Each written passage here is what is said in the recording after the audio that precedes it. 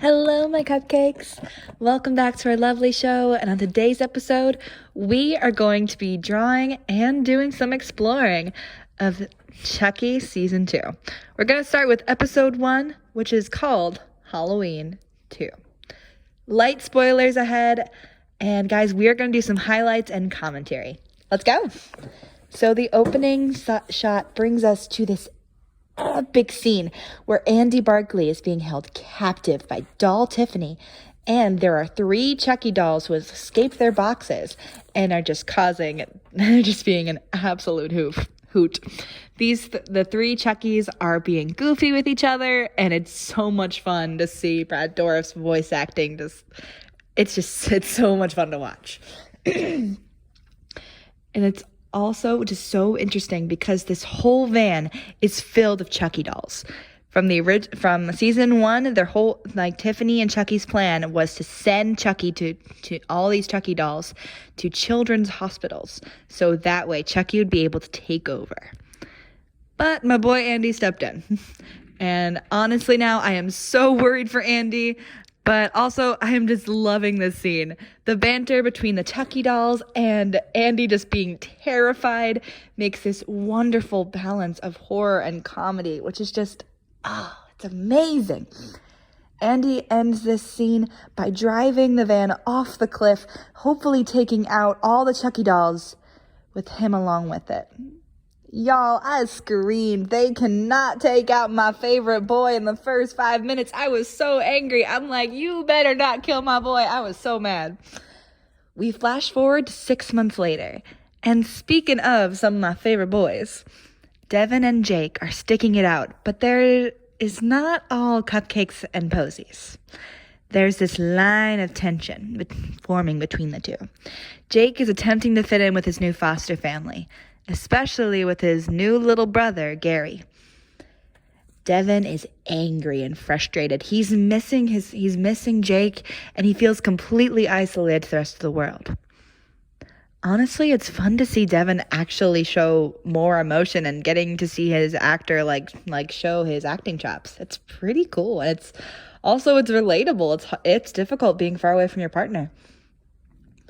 Devin and Jake are so wrapped up in their relationship that their friendship with Lexi is completely left behind. And come on, boys. My heart goes out to that girl. Lexi has gone through a whole roller coaster of a time. Lexi is still my favorite little spoiled princess, but she is struggling. She's an absolute badass, and she still has that energy. But you can just feel this grief and pain that radiates off her. And it hurts, but it's so cool to see. As you guys remember, in the last season, she lost Junior. Junior was her partner, and I could honestly say that he was her first love and potentially her true love. Now you know how love works. Since Junior's death, he has actually been framed of all of the murders from season 1, even though technically I think he only killed one person. But yeah, we all know, if y'all have seen season 1, you know most of those murders were committed by Chucky, not by Junior. And Lexi is going through it with constant reminders of Junior and people framing him in this horrible light. She has turned to pills to make the pain go away. Wait a minute, aren't we missing a character? Chucky has laid pretty low during this whole episode, but he makes his grand entrance right to the end.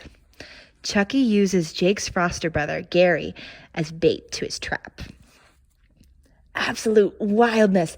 Chucky has tricked Gary into bringing a bomb into Lexi's home, where Jake and Devin are waiting. It is so wild, and it's really interesting to see Chucky evolve into a more calculated killer. In the past, we've mostly seen him being in the moment, not branching out into actual strategic plans. And this Chucky is actually willing to be a part of that bomb, which raises the question, how many Chuckies survived that car crash? Chucky snaps his trap, and it takes off with a bang. But only one fatality, Gary. Oof, that scene hurt my heart. Our three protagonists are blamed for Gary's murder. Originally, they were going to be sent to a juvenile prison, but Dr. Mixter steps in. Dr. Mixter, I'm going to say her name wrong because I don't really like her, is Lexi's family therapist, and she actually recommends sending the kids to a school to help them heal and reform.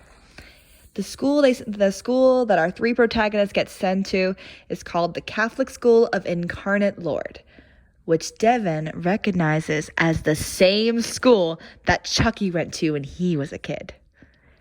Our episode ends by seeing a delivery of a very familiar large box. Oh my goodness, y'all.